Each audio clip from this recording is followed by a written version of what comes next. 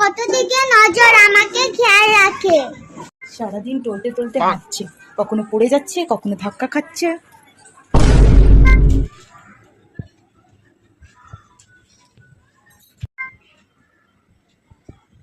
আমাকে নিয়ে কত ভাবে।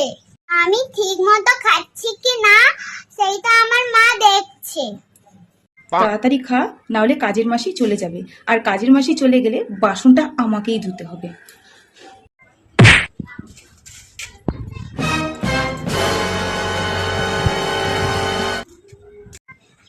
মা আমি পড়তে যাচ্ছি।